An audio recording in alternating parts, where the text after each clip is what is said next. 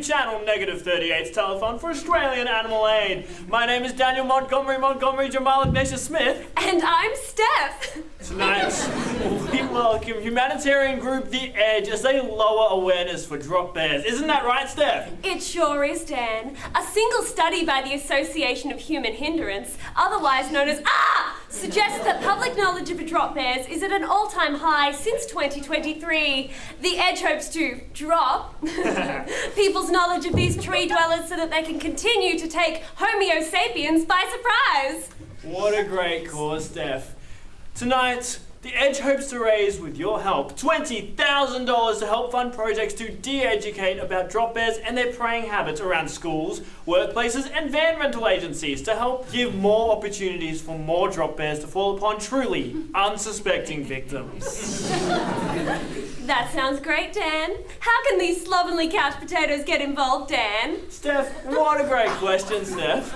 Tonight, The Edge hopes you'll open your hearts and your wallets to help those fluffy little vermin. Just call 9898-WHAT-BEARS and our friendly volunteer will help with your donation. That's 9898-WHAT-BEARS. What's happening now, Steph? Wouldn't you like to know, Dan? I sure would, Steph. Well, Dan, we'll have 3 acts tonight, each of about 30 minutes. With breaks in between. For our in-house studio audience, bathrooms are located through the foyer and to the left, emergency exits are located out through the foyer and out to the right here, and life jackets are located nowhere.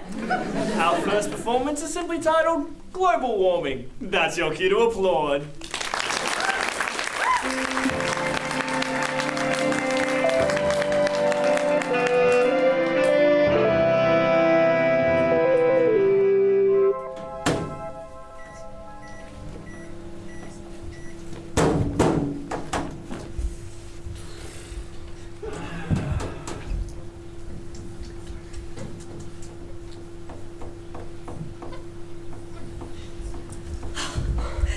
Oh, let's go check on Arcturus. Arcturus will be fine. It's the bear I'm worried about. What? The bear? You know, the Big Dipper. Yeah, right. Yeah, I didn't study intergalactic home mech, so don't know about the dippers. Oh, hello Sirius. Hello Andromeda. We're just taking care of a little planet called Earth temporarily. The head of the department's out at the moment, so. And, well, we thought it was a little bit cold. It was still frozen at the ends. But we found this cosmic microwave in the background and thought we'd warm it up a little. Nothing major. is that allowed? Oh, I don't know. There's nothing strictly saying you can't. But, don't tell the Milky Way manager. Thanks. I don't know. Seems risky to me. It's fine. They can still see their sun. A little global warming never hurt anyone. Besides, it's only got like 10 seconds left until it's done. What could possibly go wrong in that time? Look, 5, 4, 3, 2, and 1. There we go. Now it's still tepid. Needs more. No, wait. We should stir it first. We don't need to stir it. Yes, we do. Hold on. Here we go. Oh, that's an Atlantic storm if I've ever seen one. Yeah, I can't bear to watch this. Oh, she's gonna tell No, quick. quick, we gotta be careful. If we burn this, we're done for. That one? I don't know. No. Which button is it? I don't know, my microwave's different. Yeah, so's mine. How about this one? I give up. Now it won't go on. We don't have time for this, just... this one. Right. No, here we go. What? 20 seconds, right? Yep. Yes. Cool. Whew. So, Andromeda, what's been happening in your galaxy? Dogs! Ow! Look what you've done. You've blasted the Amazon rainforest to cinders and burnt Europe to a crisp.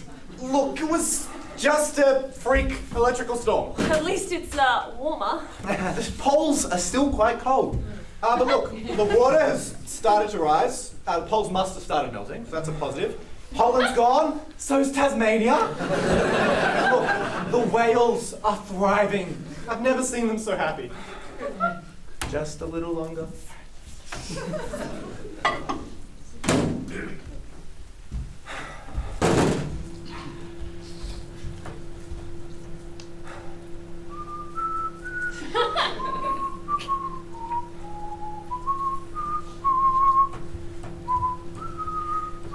You said you put it in for 20 seconds, yes? Oh no, look at that. 5 minutes. You did! Sorry! Oh, no! burning plastic!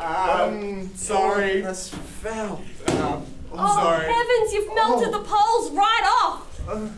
Quick, someone's coming. Go put it in the fridge. No, if you do that, we can't reheat it. Why? It'll get bacteria. Oh, nonsense. Earth's already got bacteria. And where do you think that came from? That's them. By Jupiter! What have you done to this planet? Well, you know, we thought we'd just nuke planet Earth. We may have overheated it a little bit. Try there. You put it in a microwave? You should have diced it and sauteed it with onions.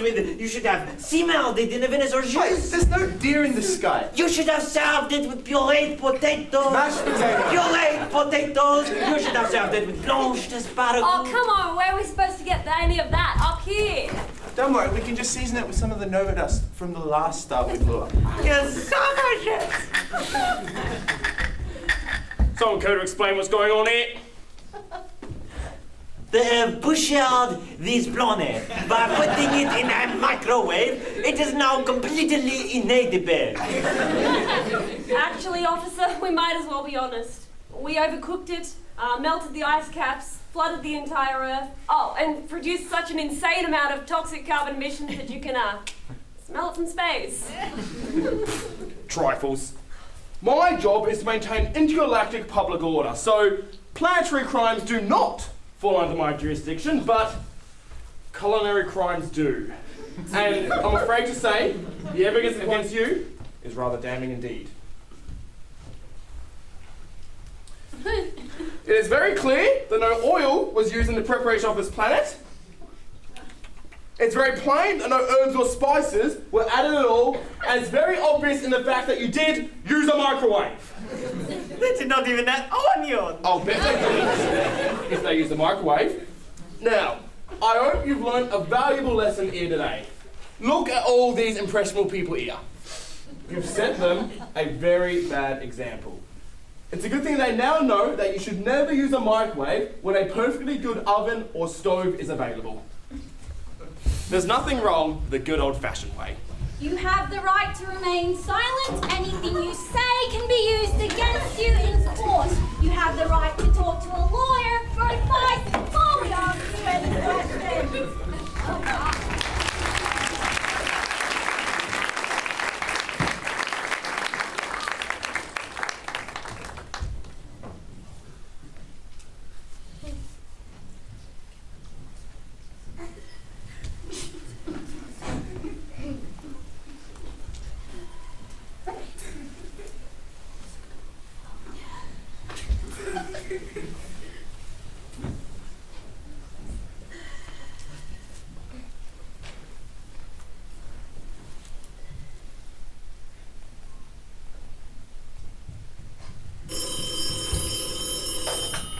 Hello, you've reached the Drop Bear Anti-Knowledge Rambunctious Telethon. How can I help you today? Hello? Hello? Yes, ma'am? Well, what do you want? You called us, ma'am. What? Oh, yes. Did you want to make a donation? Well, I turned on the television using the remote control to watch my favorite program, Kitchen Nightmares. Gordon Ramsay has always been so scandalously handsome and so softly spoken. If you say so, ma'am. Oh, whenever I see that corrugated forehead of his rippling with wrinkles, I fear I may suffer a fifth near-fatal heart attack. It was the very thing that caused the second and the fourth ones. Was this about the telethon, ma'am? Yes. Well, I turned on the television and I did not see the marvellous face of Gordon Ramsay, but that of a man who calls himself Dan. Might I say, he is almost as wonderful as dear Gordon. I see. Hence, I will be forwarding all pension checks I receive for the rest of my life to your cause. I can also give you 8 months worth of plasma. I can also give you $1,246.22 now in 2-cent coins. Oh, thank you, ma'am. I must be off now and search the channels until I find kitchen nightmares. I'm coming, my sweet Gordon!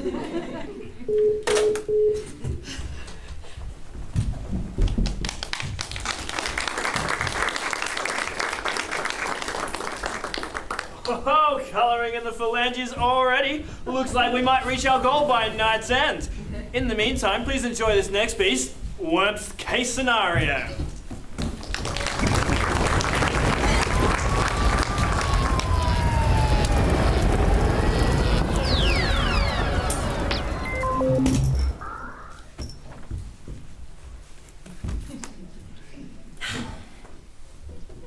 Well, you know what they say. Things could always be worse.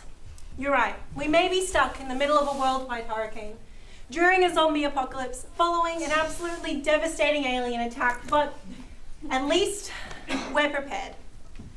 Don't be silly. Global hurricanes don't exist. That wouldn't make any sense. Neither do you, yet here we are. And why is Kaelen in such a hurry anyway? Can't he slow down for a little bit? I'm joking! You take me for such a fool. Just be grateful I took you into my bunker. Our bunker! Right, our bunker, which I painstakingly spent the last 12 years of my life digging out and building from scratch or working day and night to pay for the construction and permit costs, but no, it's our bunker. That's really kind of you to give me credit, considering I only furnished it. Furnished? It looks like IKEA and a supermarket put through a blender. Thanks. I call it apocalypse chic. Quite a timeless look. We might be down here for a while anyway, and so I suppose it might be nice to have some reminders of the outside world. I'm hungry. What's in here? Oh, that's a can of worms. What, your mum's tuna casserole or something? No. What about this one? Oh, that's a whole other can of worms. Okay, but what's in it? In the can? Yeah. Aluminium and tin plate, I suppose. No, what's the can holding? Well, as I said, that's a can. Oh! Are those worms? I tried to warn you, and now they'll be spoiled. Why on earth? You know what? I don't even care. Where are the food cans? Oh, I don't think you should eat cans. Cans containing food, you doofus. Oh, I don't know. What are all these then? Look, the last time I told you, you got a little upset. Worms. We're doomed. No, we'll be fine in the bunker. We have no food, Joan. What? Why? Because for some reason, you only stored up 300 cans of worms. How did you even find them? Mustard water. And I did exactly what you asked me to do. I told you to prepare what we need for survival underground. And I did. Worms are an extremely important part of our ecosystem. Humanity couldn't survive without them. You know what else we couldn't survive without? Bees. Food! Sorry to interrupt. I was afraid of that reaction. Who are you? My name's Desmond, and I couldn't help but over here, well... Is it true we don't have any food? Yes, it's true. We don't have any food. This genius decided we'd be better off with worms instead. You called me a doofus just a minute ago. I see. I do wish I had known that before I accepted the position. Position? Oh, that Desmond! Great to have you on board. I'm Joan, and this... Wait, you knew about him? Yeah, I posted an ad on Facebook about 3 weeks ago, and he got the position. Congratulations again. Thank you. What position? Our apiarist. Beekeeper. Of course. Joan, why would we need a beekeeper in our bunker? Bees are also an extremely important part of our ecosystem. Humanity wouldn't survive without them. That is true. I'm allergic to bees. Where are they? These require a dry, warm, and sturdy nest drive. In the wall. In the...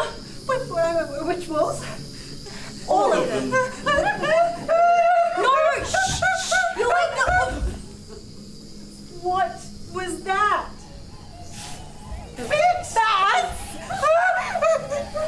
Though lesser known, bats are also an extremely important part of the ecosystem. Humanity couldn't survive without them. I wouldn't do that for fear of making the bees. Angry!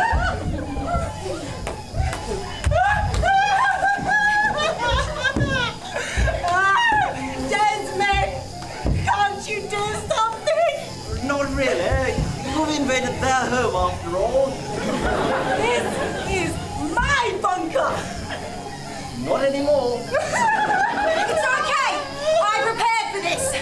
Remember when I showed you my interior design plans? It's a good thing I decided to keep the bare wall over there. What does that have to do with anything?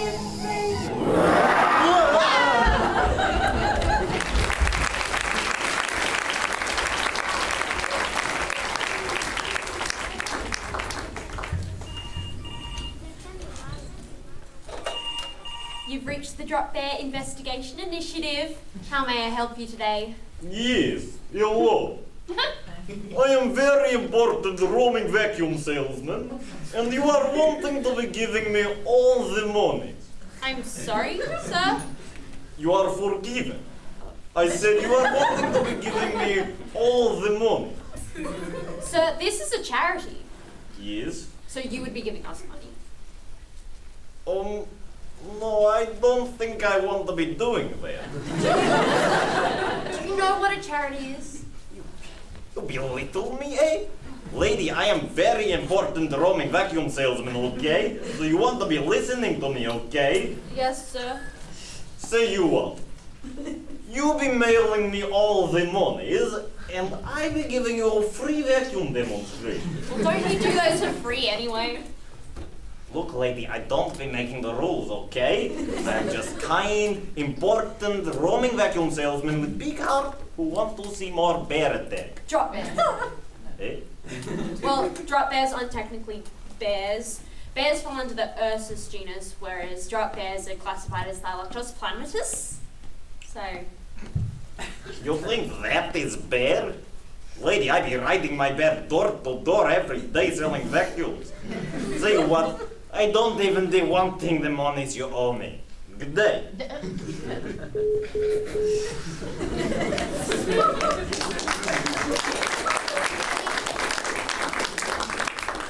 wow, the phone's been ringing off the hook. Thank you to all who have donated so far, especially unknowingly. Our final act of our first act is titled Class Struggles, a commentary on recent civil unrest between the poor political classes and the ever-powerful common man. Sure sounds like a hoot. Down with democracy! Down with democracy!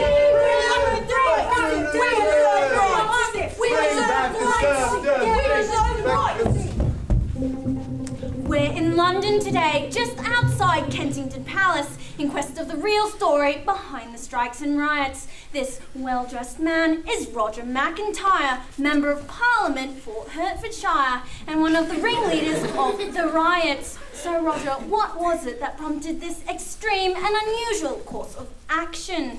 Well, we're just politicians trying to get by in a world of hardship and injustice. We've all heard of tradies striking, but what do they really have to complain about? We're the ones being oppressed, you see, and it's time we took action! Tell me, Roger, do you remember the last general strikes for politicians? What? What are you talking about? There hasn't ever been one. 1215 was the year the Lords of England rebelled and made the King sign the Magna Carta. Roger, what does this landmark historical event mean to you? Well, I don't really see how that's relevant, you know? I mean, I guess it was a bit of an overreaction. They got to live in castles and oppress peasants, and all they had to fear was the occasional imprisonment or beheading. That just adds to the excitement. They're not oppressed, you see, but we are today, you see. What? Thank you for joining us, Roger. I hadn't got to the important part. I'm Esmeralda Fuck you to the and today we will be taking a look at the remarkable upheavals that have been shaking the very fabric of society this week. With me I have Professor B.J. Biggins, Chair of Social Studies at Bristol University, who will help us uncover the source of animosity that has brought all these disgruntled politicians out into the streets. Professor B.J. Biggins, where did all this come from? Ja, psycho miss gobbledygook. I think the root of the crisis can really be traced to the recent socialist democratic revolution in England. It is of course vital to remember that the socio-economic fabric of your society undergoes considerable warping when the proletariat achieves hegemony. Notwithstanding hindrances. Thank you for joining us. It's not yet quite finished. The burning question we are all left with is why has the democratic revolution left these politicians so dissatisfied? We want rights! We want rights! We want rights! We want rights! We want rights! We want rights! We want rights! Bloody rights! Don't you realise you're just bolstering the hierarchy? You're part of the problem! Yeah! Sovereign! Yeah! I got it! What do we want? Aristocracy! When do we want it? Now! What do we want? Aristocracy! When do we want it? Now! Ready to interview. What are you doing here? I'm Esmeralda Gobeldi. Down with the plan! Off with your head! I'm an MP down on my luck! Down with democracy! I was just going to ask Lady Alberta Somerset, what is your perspective on these riots? Well, I think they're quite crucial. The oppression is real. We formed a union with other political groups on the island when we first noticed that democracy was becoming a threat. It was called the Union of the Crowns, or Great Britain. But things have progressed a long way since 1603. There's only so much a union can achieve. I mean, at the heart of the problem is the value of labour. Ever since England became a socialist democracy and political representatives became unnecessary, we've been slaving away in Parliament House, being paid a pittance. Hardly enough to cover the mandatory limousines. And no one gives a tuppence for a word we say. The people just go off and make their own decisions in spite of us. It's not an easy life being a politician. We demand improved working conditions. Back in the days when we politicians were valued at our proper worth, we used to live in castles and have servants do our dishes. And now we have to do our own washing up after our extravagantly expensive dinner parties. Right. And think, back in the day, politicians used to get a good variety of duties. Raiding neighbouring earldoms, charging down Frenchmen on horses, kowtowing to the king. And now we sit around in an unutterably dull room discussing the economy. Thank you, Jacinta and Geoffrey. I was just going to ask, do you expect the king to come out of the palace anytime soon? What, the king? Oh, the king! Oh no, the king's off on his private estate in Luxembourg. If he were here, he'd probably be holding a banner for us, good lad. Then who is in Kensington Palace? Well, the sovereign, of course, the people. You mean to say the entire working class population of Great Britain is in that palace? Yeah, well, of course. The people are in charge now, so the people get the palaces. People of the political class! Former plutocrats, what in the name of Marx do you intend to achieve?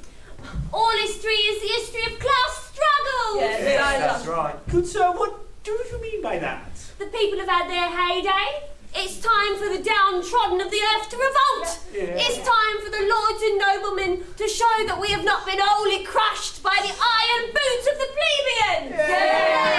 Dispossessed rulers, I beg you to consider your actions. It is true that most revolutions go wrong in some way, truly, but you least of all have reason to protest. Our revolution was swift and painless. There were no massacres, no dictators. The only bloodshed was that of the paper cuts we received by filing out an enormous amount of paperwork. The only mistake we made, was that we forgot to abolish class. Oh, yeah. You left us to run the rounds of politics for all eternity without any purpose. Do you think we like to encase ourselves in these hot and stuffy suits every day, while you lot get to walk around in your nice, comfortable workers' overalls? It's crazy. Do you think we like canvassing to votes for no avail amongst people who refuse on principle to vote for us? Do you think we like threading the maze of political alliances every day for the good of our country, only to be overruled by a decision of the people? No, we want rights! It's not working conditions! Yeah! Politicians!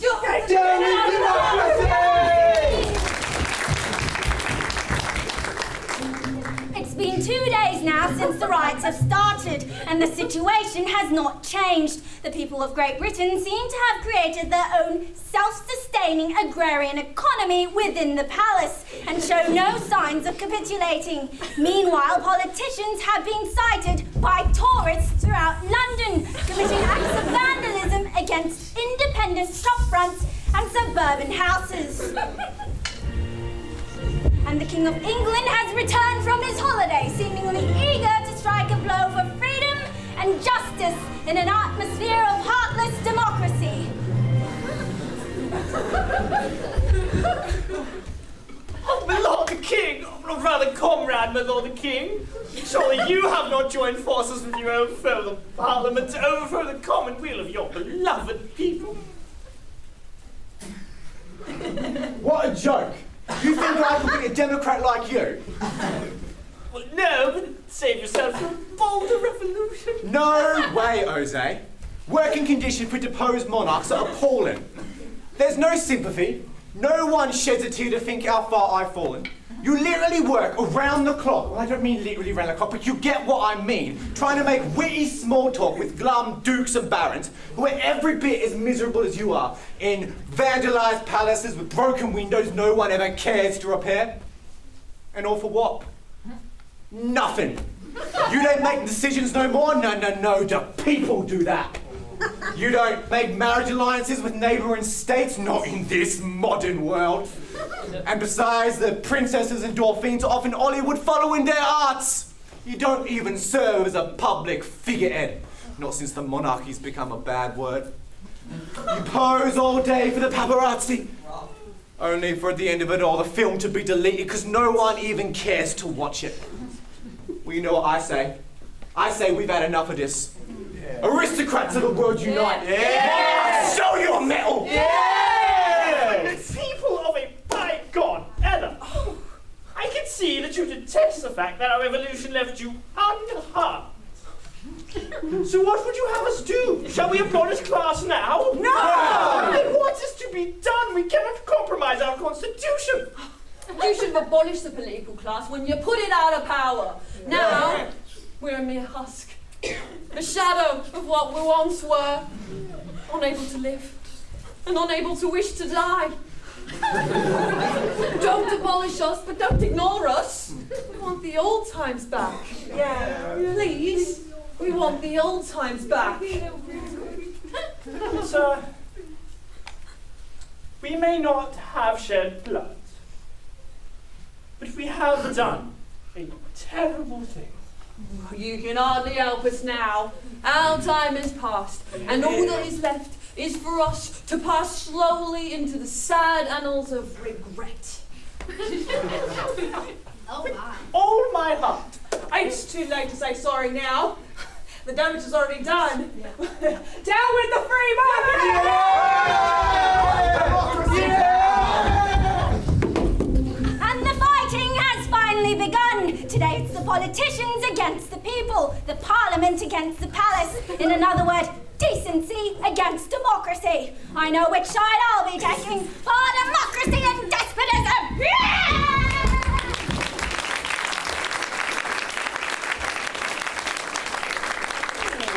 Thank thanks for tuning in so far. We have to let our actors take a break because union demands it. Oh, what a drag. Am I right, Steph, or am I right? As rain, Dan. In the meantime, keep those calls rolling in. Dial 9898 Watt Bears to join the literal tens of others giving generously to this worthwhile cause. I'm sorry, Senor, I already told you. This is not the Mexican embassy. I don't even speak Mexican. Speaking of donating, how close are we to reaching our goal, Steph? Well, Dan, it seems that we're well past the bear's knees. Yep, your tax file number. Great, and just for the sake of being thorough, what are the answers to your security questions? Okay. Well, we've still got 2 exciting acts coming your way, so don't go anywhere, folks. Grab a snack, chat to a friend, remove someone's hubcaps. Enjoy yourselves. See you in 10.